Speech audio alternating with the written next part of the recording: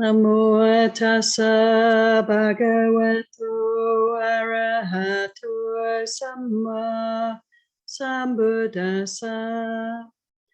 Namo tassa bhagavato arahato samma sambuddhassa. Namo tassa bhagavato arahato samma sambuddhassa. Buddhang namang sanghang namasami.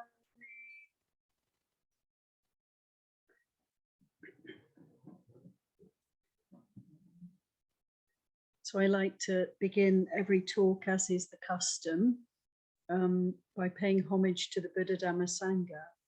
And this is really recollecting our teacher.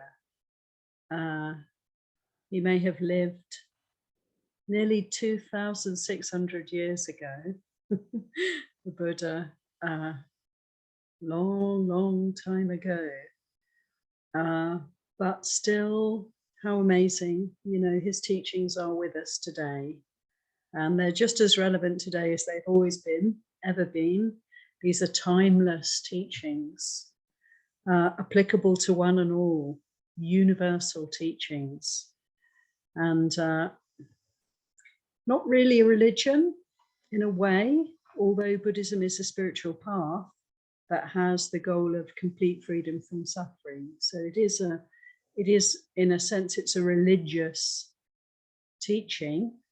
But Buddhism is quite unique to me compared to all the religions, because it doesn't ask us to take on a belief system. Not at all. Quite the opposite.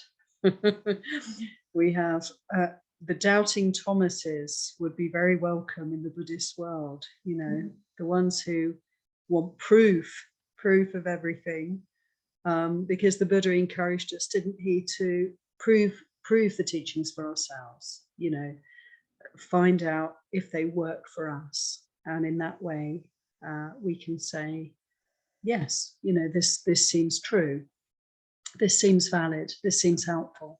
Otherwise, you know, we're not really following the Buddha's teachings. It's not an intellectual exercise. It's not an academic exercise. It's great to study. It's great to learn from the words of the Buddha. But the most important point is to put the teachings into practice and to experience for ourselves the benefits and the process of coming from agitation to peace, from unhappiness to well-being, from confusion to understanding, you know, from ignorance to wisdom. This happens for us as we put these teachings into practice and pursue this path of freedom, path of joy, path of liberation. And it all starts with meditation, really. Well, that's one way of speaking about it. Meditation is not for the faint-hearted. Would you agree? Meditation is not easy. I think I'm going to talk about a teaching from the Buddha, from the Majjhima Nikaya. There's a sutta which I'm pretty sure that many of you will have studied, because it's all about the gradual path of training. It's called Sekha Sutta, and it's Sutta number 53. And I'm not going to talk about the whole sutta or the whole path of training, but what's in my mind right now is that there's a piece of this sutta where the Buddha talks about 7 or 6, I can't quite remember, 6 or 7 qualities that are really conducive for us in our lives, to help us to develop the spiritual path. So I'm going to talk about these factors, these qualities, because I started just then by saying meditation's the beginning, meditation's the most important thing. Well, it is, in a sense, but also there's another very important aspect of when we start practicing and we're beginning on this spiritual path, which is the ability to really value goodness, really value harmlessness, really value avoiding anything that creates suffering for ourselves or for anybody else. And, you know, the Buddha gave us 5 precepts, which are so wonderful because it's kind of simple then. It's like, okay, we just follow these 5 precepts to the best of our ability, and we're actually allowing ourselves to really develop goodness, to really avoid making mistakes that cause suffering and agitation for us. And maybe this is the beginning really to speak about, because when we have a degree of well-being and kind of a mind that's free from remorse, then we can start to meditate. So there's a kind of peacefulness, there's a kind of settling. We feel good about ourselves. We feel relaxed. We don't feel racked with remorse or confusion. We know how to behave and we do it.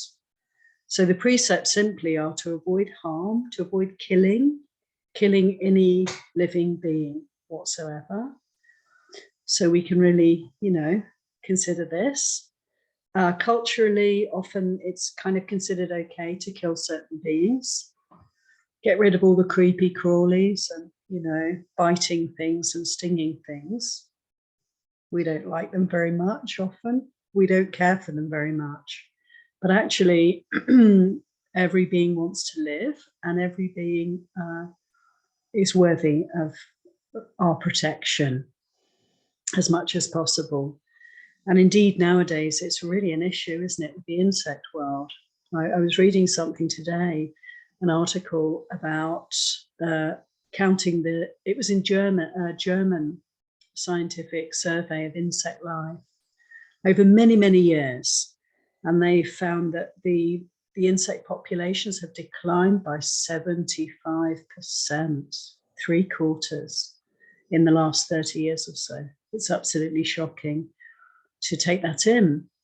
And so clearly we have maybe a problem here. One of our many problems actually that relate to, relationships with nature, our relationship with nature to some extent.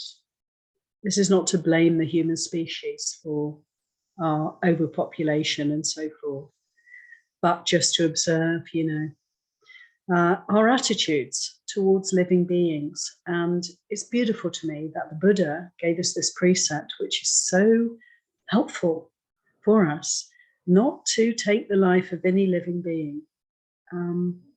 So then we have an opportunity to develop respect and care, because when we avoid killing, even the smallest, tiniest thing, ant or creeping insect of some sort, then it changes something in the heart, doesn't it? We start to feel like we're really caretaking, you know, we're really protecting. We really are not so different, actually, from all these beings that look very different from us. But in fact, we all have the same principles. We all have the same wish to live, in short. We all have that. And so we start to feel more in tune. We start to feel more empathy with other beings, don't we? I find that, you know, we're all in the same boat, you know. And so not killing or taking the life of any living being is the first precept. The second is not to steal, not to take that which is not given. So we respect them. We start to learn to really notice what's probably true for us already, that we respect the possessions of others, we respect the space of others, the rights of others, and so forth. But we really can be very careful around this precept and see where we might be sometimes taking things that are not actually necessarily given. Third precept, not to commit any kind of sexual misconduct. So respecting our partners respecting people of the other gender or the gender that we're attracted to, having a sense of how important it is, not to betray people, not to hurt and harm people through any kind of disrespect or sexual misconduct. And the fourth is not to lie, to be honest, to be sincere, to be authentic, to speak the truth, and to avoid also, harsh speech or abusive speech or backbiting, gossiping about people and so forth. So keeping our speech really kind of benevolent and beneficial, And the last precept is to avoid any kind of intoxicants that confuse the mind, that dull the mind. So to have a clear mind, to be sober, to be alert and aware at all times. So helpful for us. So easy under the influence to actually break all the other precepts. And there's all sorts of stories about this in Buddhism. So even though culturally, having a drink, going out for a drink, having alcohol in the house and so forth is considered to be one of the perks of life, at the end of the day, coming in, having a whatever you'd want to have. I mean, I hope none of you do this, but, it's considered a plus, but no, it's not a plus. I tell you, it's not a plus at all. We all know this, I'm sure. It's quite the opposite. It's an abuse of the mind and body, in fact. Alcohol is like a demon. Alcohol is like we become enslaved to alcohol. It has that quality. It strips us of our dignity. It strips us of our clarity. And we can do all sorts of really stupid things under the influence of alcohol. I used to work in an emergency department, and something like, it was well over half anyway, I don't know exactly, but well over half of all the people coming in to the casualty were under the influence. It was just tragic to me. And there'd be things like dad driving the car drunk, and they'd have an accident and the children would be in the car. This kind of thing. Very upsetting, very distressing for the person who's under the influence to put the ones they love most in the world, to put them in danger and harm them. So anyway, these are the 5 precepts. And so the qualities in this sutta that the Buddha speaks about, the 6 or 7 good qualities for anyone who wants to develop a spiritual path, 2 of them relate to the precepts. And they are, in the Pali, Hirima and Ottapi. Have you heard of this? Hiri-ottappa. They're sometimes put together to make one quality, but there's actually 2 sides. Hiri and Ottappa. You've heard of, people, some have heard of them, some have not. Hiri is the quality, it's like conscience, to have a conscience, to feel shame when we do things that are harmful. And Ottappa is a fear of wrongdoing that stops us in our tracks. So Hiri has the quality of the after. It's like when something's happened, the way we feel, the shame, the remorse, that awful feeling of regret. If only I hadn't, if only I could go back in time and, put it right, but it's too late, it's done. Hiri.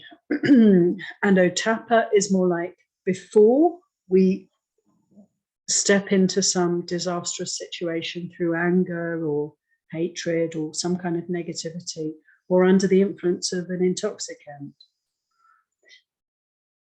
Ottappa is that quality of dread that we can feel before we do something, and it stops us in our tracks, ideally, hopefully.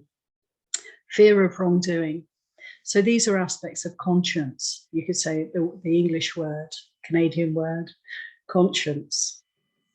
And They're made much of in Buddhist countries, Buddhist cultures, the Buddha's teachings. They're really important. They are the beginning of the path, I guess. You could say that. Actually, Buddhist temples in Buddhist countries almost always have representations of Hiri and Otapa at the entrance of the temple. And they're often in the form of these great big kind of nagas, like dragons. And you see them on the gate. There's one on each side. And they're quite fierce looking. So as you go into the temple, you're thinking, whoa, what's that about? It's not like particularly welcoming. It's more like, oh my goodness, these fierce images. Another way they're represented is as devas. So you can see sometimes pictures of devas at the entrance of the temple, one on each side of the doorway, the main entrance, and they're quite beautiful. But most people will see them and not quite know what they are, what they represent. What they represent is Hiri and Otapa, and they're telling us that, before you come into the temple, the first thing you have to do is assess the situation.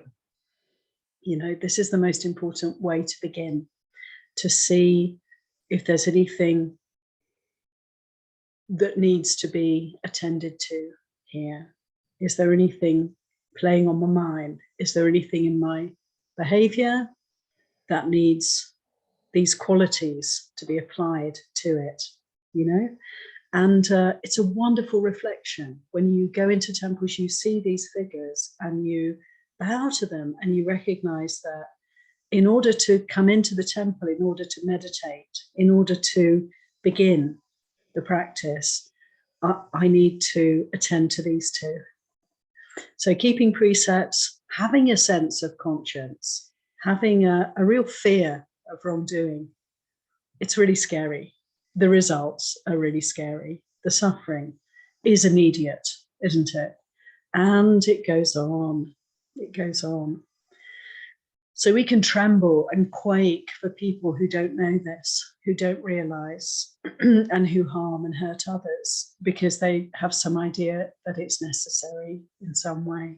How very, very, very unfortunate that is for people. It's really terrible. And we can feel great compassion for people. We read about in the news and so forth,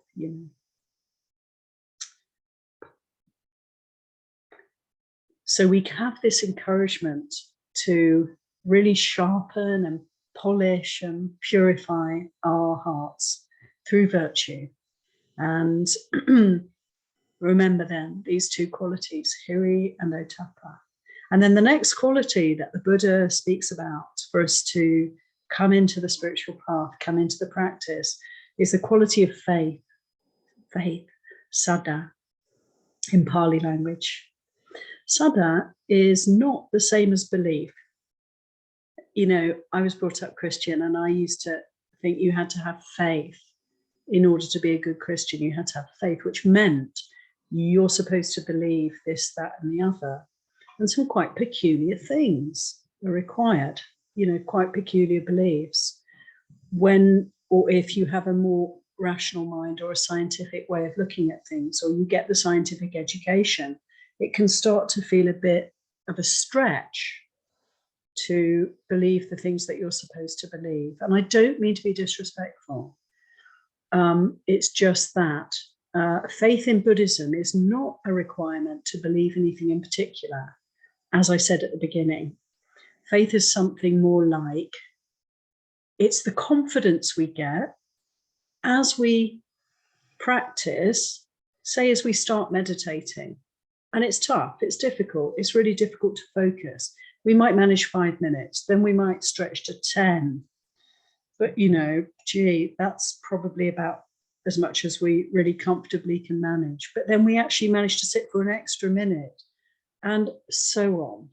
It's like over time, we start to be able to be with ourselves, to settle, to actually experience a little bit of relaxation and peace. And then the faith comes in. It's like, I can do this. Confidence in the teachings of the Buddha confidence in the possibility of something good here, because we might have friends who practice. We might hear some teaching and think, yes, that really resonates for me. I really want to investigate this. I really want to try this out. And this is what Saddha is in Buddhism. It's the quality that grows as we just come closer to the Buddha, try out his teachings, this quality of confidence. It's like I've taken a few steps, so I can start to feel pretty confident that I can take the next step and the next step. And for many people, it comes to a point of like, well, I'm keeping 4 of these precepts, but I still love to have a drink, but maybe I'll just give it a go. Just try and give up for a while, for a discrete length of time, just to stop drinking and see what happens. And then I find actually, oh, that's really something wonderful. Oh, I'm feeling an awful lot better. I'm sleeping better. My mind's clearer. Okay, I'm going to give this more time. I can give this a go. Faith, that's faith. Faith in the teachings. Or we start meditating, and then, the prospect of maybe going on a retreat is just really scary. Like they're going to ask me to stop eating after noon. And they're going to ask me to sit, for ages at a time. And I can't leave, I'm going to have to be here. And there's all these people around me, and I have to be like one of them. So I have to at least try and, do the same things as everybody else. What a nightmare. The prospect of this kind of intensive, boot camp or something. It can be really scary for people. It was scary for me. I was terrified. The first retreat I did, I was quaking the first night. So, we sort of, consider this possibility of really kind of getting more understanding of the Buddha's teachings by going on a retreat and talk to this person, talk to that person, and slowly start to feel more confident, Saddha, in the possibility. And then we might actually give it a try at some point and really give ourselves that opportunity to deepen our understanding and learn how to meditate, really well. Saddha, this is all Saddha. And so, we can actually consider this quality as something that we can grow. So we can either watch it happening off at the side, if we have the intention to develop spiritually, or we can actually bring it into the center and consider growing it. How do we grow it? We consider it. We bring it to mind. The two go together. So any quality that we want to really develop, we just need to consider it, remember it, and contemplate how we can work with it. And it will grow. Good qualities grow. That's their nature. How beautiful is that? When we're on a spiritual path, you just notice the good qualities just keep growing away. Just like in the spring here, all the beautiful leaves open, all the flowers start to come up.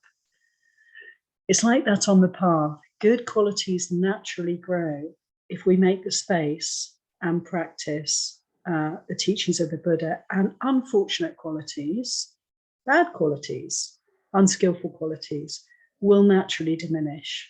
And we can watch that happening. And we can put effort and energy into that happening as well, which is another of these qualities. Fourth quality, Aradaviriya. Aradaviriya. Virya is energy. Arada is something like really making an effort, putting in energy, applying energy. So again, it's like when we struggle to sit and we're willing to give it another go, try again, come back again, set the clock, 10 minutes, try again. The willingness to do that, the determination to just keep trying and bring energy into the meditation practice. So rather than just letting ourselves sit and maybe feel a lot of resistance, maybe just feel a lot of agitation, to actually bring in energy, to sit up, to really try to come into the body, come into the breath, be present. There's an energy involved in that, and we can grow that. We can grow that effort. So this is another way to help us on the path, this quality of effort. I always forget to pin myself, so I'm just doing it now. So we've had faith or confidence. We've had conscience in the form of hiri, shame, regret, and otapa, fear of wrongdoing. And we've had energy, bringing in energy. Another quality is bahu sutta, much learning, to actually give some time to reading about Buddhism, reading about the Buddha's teachings, because there's so much. It's amazing how much information we have. We're really lucky as Buddhists that, you know, people faithfully remembered the Buddha's words, and they faithfully transmitted them orally for generations and generations, just from chanting and learning the chanting. People would learn huge chunks of the Buddha's teachings and huge chunks of the rules for monks and nuns, which there are many of, and faithfully transmit them from generation to generation. It's really awesome to consider how fortunate in those times, way back before even the big birth of Christianity, there were civilizations where there was enough peace and prosperity and support for religious life for people to be able to do that. And it was largely the monks and nuns who kept the teachings alive because that was their job. You know, it's like lay people working, busy, looking after family, and all the responsibilities that I don't need to tell you about, you know more than I do about. I've forgotten a lot. So many responsibilities that you have, so much going on for you. But for the monks and nuns, it's like, this is a kind of job. We don't have to do it. We can just meditate. Some people benefit most from simply living a very quiet life, meditative life, and that's wonderful. And that really is worth supporting because it's the hardest job of all, I would say. Imagine meditating full time, no distractions. It sounds great when you don't do it. But to actually do that, to actually be on retreat for long periods of time is the hardest thing of all. Meditation is not for the faint-hearted. We know that. But for other monastics, you know, there has always been throughout all these centuries, all these generations, the role of teaching and the role of recollecting the teachings, transmitting the teachings, remembering them, keeping them alive, keeping the scriptures alive. And this has happened through wars as well, later on, through all sorts of vicissitudes, you know, famines, great difficulties in different parts of the world. But in various Buddhist countries, the teachings have been kept alive, written down from about 200 BC onwards in all different places. And even like in Burma today, you can go to temples where they have these huge stone slabs with the teachings engraved upon them. Hundreds of them, like whole halls full of these books in stone engraved teachings. So they last a long time. And somehow they've managed to protect, you know, in so many different ways. Even in Tibet, they managed to protect, you know, a lot of teachings, despite, you know, being occupied by people with a mindset that does not value at all these teachings. So with great difficulty and great struggle at times, over many centuries, we've got these teachings. So, you know, it's something rather wonderful to have the opportunity. And now, of course, it's all online, the Pali Canon, the entire teachings of the Buddha, right here in my laptop. As long as I've got Wi-Fi, Even I can download the whole lot if I want to. How amazing is that? So the Buddha in this sutta gave this quality as an important quality for us to cultivate on the path. Learn, read the teachings of the Buddha and apply them. You know, see what you make of them. It's really good to go right back to the source and just take on board the teachings and apply them. The other qualities that he emphasized as really important are satima, mindfulness, and panyawa, wisdom. And the two really go together for me, because the whole purpose of meditation practice is to develop certain qualities. One of them is mindfulness. One of them is focus or concentration or stillness or one-pointedness of mind, samadhi. And the other is energy, right effort, applying the mind in a good way, you know. So these three go together, and the result of meditation practice is the development of wisdom. We develop wisdom. We develop the ability to be mindful, to be aware, to be present, and not just in our sitting times, in the times we're trying to develop mindfulness. They're very, very important for us to have a daily practice, to have a time each day or twice a day, ideally, morning and evening, when we don't do anything else. We just give time for meditation. But the purpose of that is to enable us to develop this quality of presence, of awareness, of witnessing life, rather than being caught up, you know, in life. So mindfulness, this quality, with its supports of right effort and right focus, we see wisdom developing. The quality of wisdom develops from that. The ability to sit and be with, you know, be with the mind. Be with the mind. It's quite humbling, isn't it, to discover when we learn to meditate just how crazy the mind is. You know, just how out of control, just how wild the mind is. And the Buddha gave us a beautiful simile, actually. When you consider all the ways in which we are conscious, what are we conscious of? We're conscious of seeing. We're conscious of hearing, tasting, smelling, touch, and thinking. The six senses. And actually, that's it.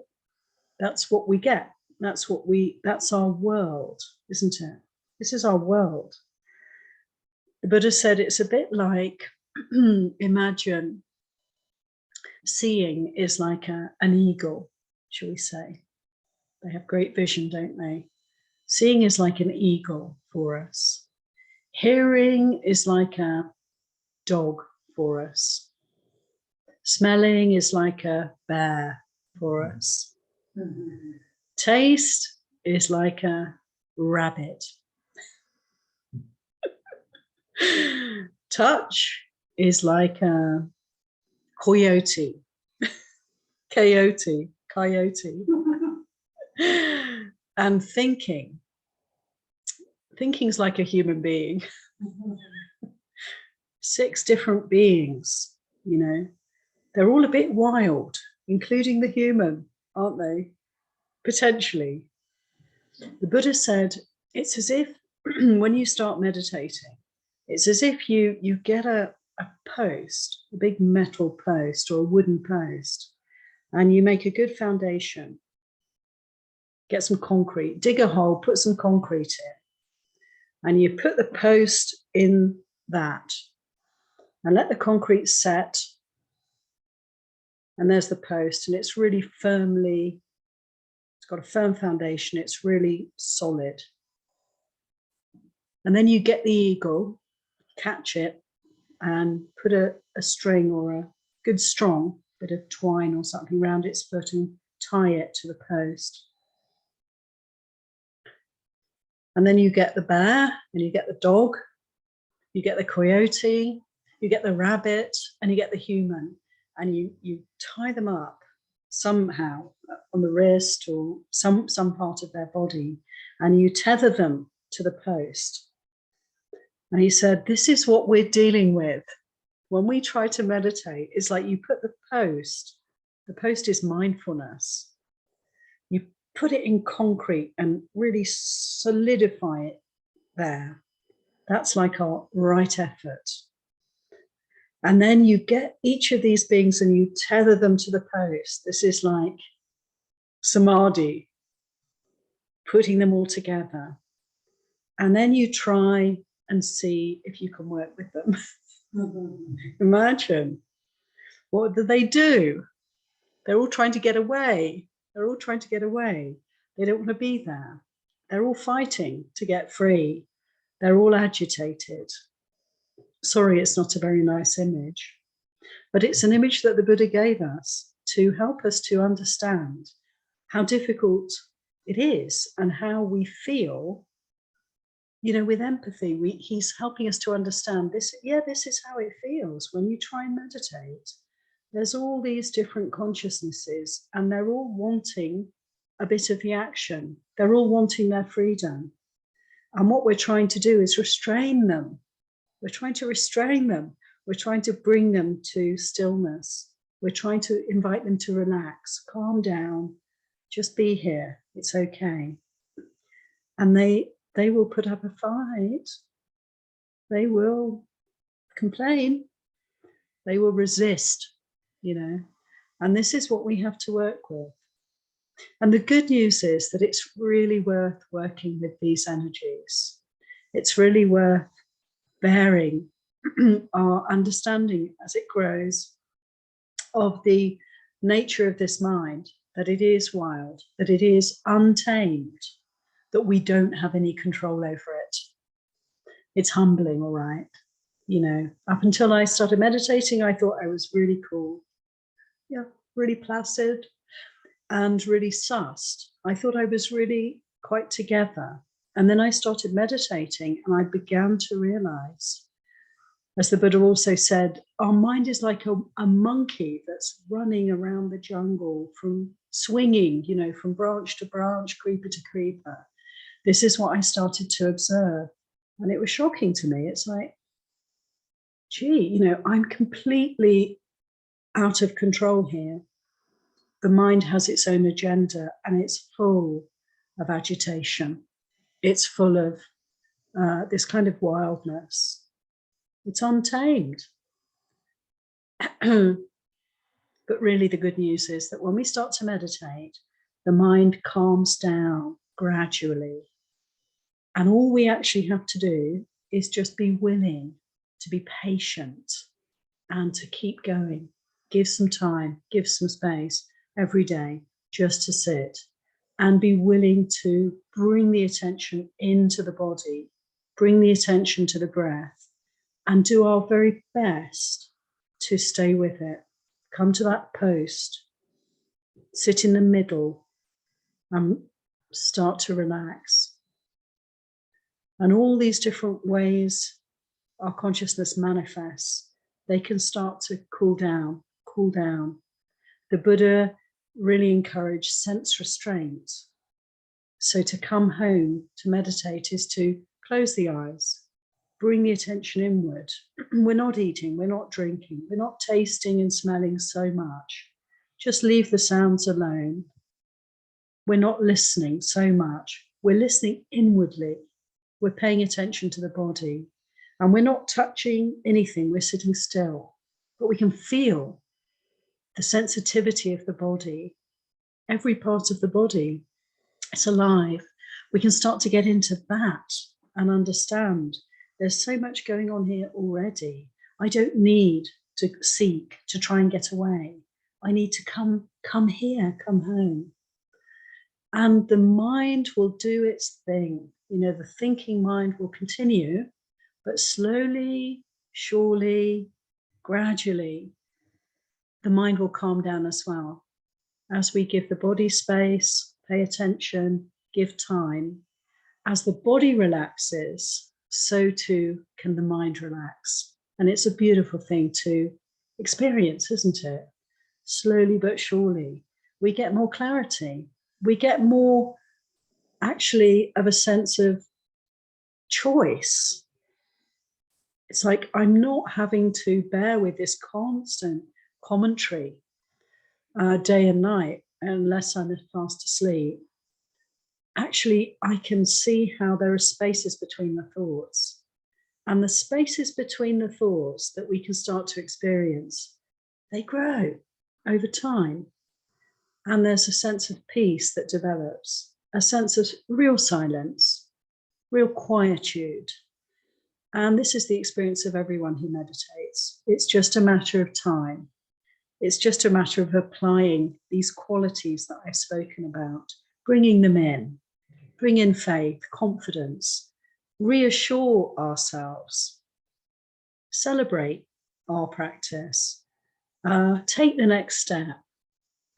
Remember to examine conscience, remember to check in and really do our utmost to live a wholesome life, a good and harmless life, and see how we can be guided by what are really these devas, these angelic qualities of shame and moral dread.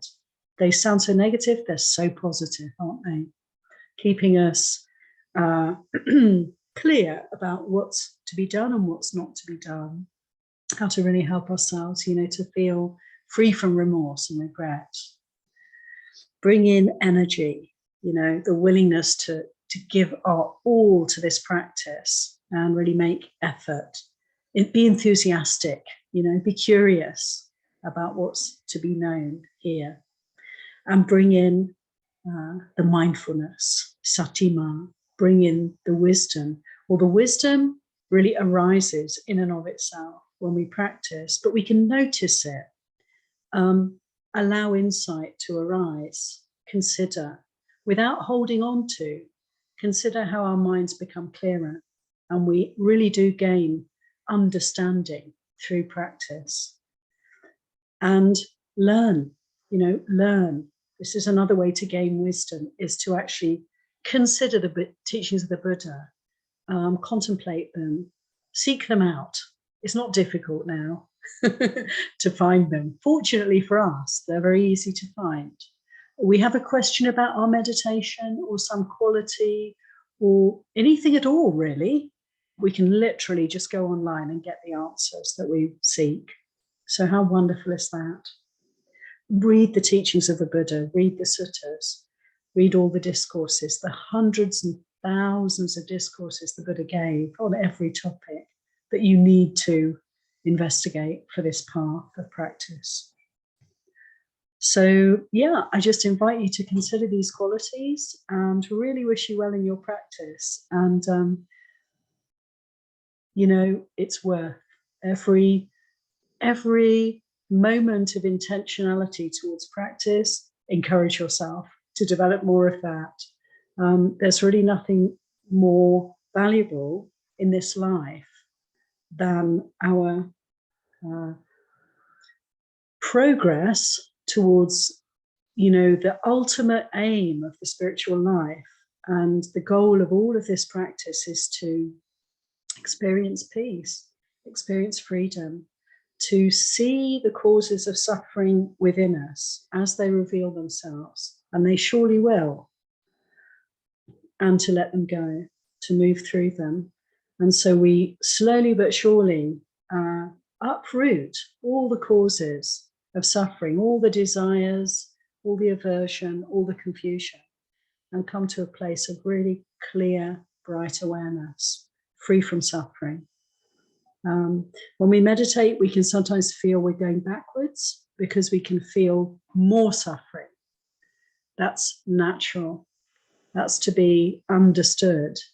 What's happening is that the mind, the heart, is clearing itself. It's clearing itself by what will naturally happen is that anything that's not resolved, anything that's not happy, any cause of suffering will come up for us when we meditate and reveal itself.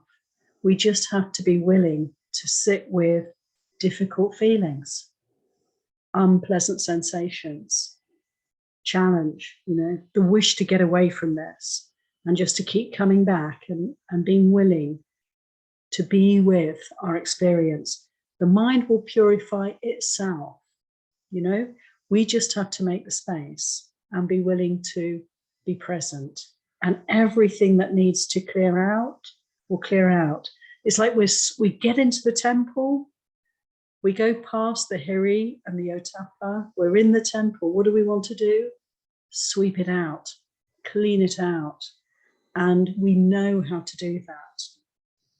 We just have to follow the simple meditation instructions. Just observe the body, just observe the breath. And we're sweeping it out, we're clearing it out. We're getting rid of all the dark corners, the cobwebs, the clutter. And we'll be left with a bright, clear, empty space. Just one step at a time. It's bound to happen for us. So I hope that's encouragement for you all. And I think I'll stop here. Day one. Andamanandamatakaya Sadhu Karanda Namaste. Sadhu, sadhu, sadhu. So we have a little bit of time, not very long, but enough time for any questions, comments, anything anyone would like to share or reflect on this sort of topic.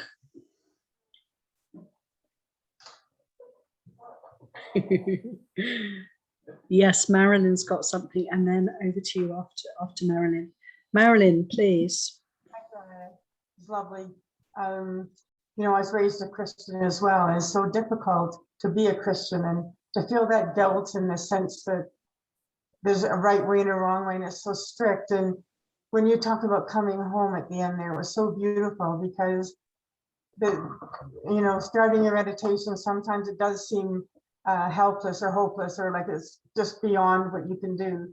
And then, like you said, when you start feeling those moments of silence and stillness, it brings you home, and it just wants you to go more and to learn more and follow the path that you're on, the middle path. And so it's lovely to hear you talk about it, because it just rings bells, and it's like, yes, it's easier than it sounds, and the taste of it and experience wants you to just grab a little more and grab a little more. So it was just very warming, Harwin. Thank you very much, Aya. Thank you so much, Marilyn. Did you hear Marilyn there? Did you hear what she said? It was really encouraging. Thank you very much. She actually said it's easier than it sounds, which I really like. I really appreciate that, because sometimes I think when we talk about the practice, we can make it sound really difficult, and actually it can be really difficult, but also what Marilyn was expressing is that one has a sense of progress. And actually, isn't it true, Marilyn, that the sense of progress, it's really right from the very beginning and all the way along the path. This can be felt, this can be perceived. And also it can be easy to miss unless we pay attention to that sense of benefit, the sense of lightness, the sense of well-being.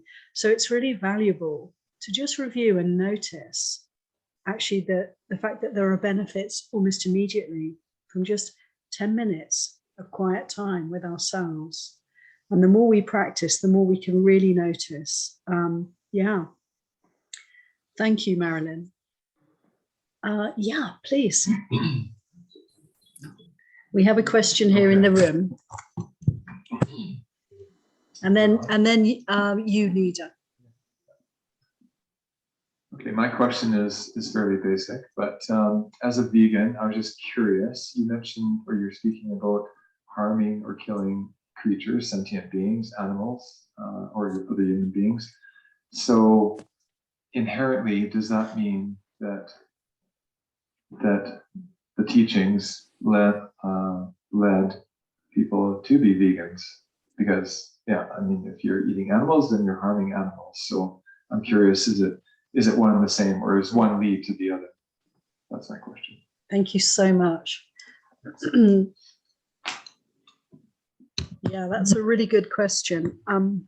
It's a very important question for us at this time, isn't it? Because we have so many human beings on the planet, and we now have so many animals that we're purely growing, as it were, for food, and we're treating them in not so respectful ways. It's very painful to look into the meat industry and see how it operates. And so more and more people are waking up to this, aren't they? And, you know, out of compassion, letting go of these possibilities for our diet and just bringing it to a harmless diet, a vegan diet, or a vegetarian diet is a step in that direction. Yeah, I think at the time of the Buddha, the situation was a bit different. I really don't know how, no problem. I really don't know how people related to animals in those days so well. I know that animals were killed for food, and the Buddha himself didn't make rules for the monastics to say that we have to be vegetarian or vegan. Many Buddhist orders since the time of the Buddha have brought in vegetarianism, even veganism, some orders, as part of their lifestyle.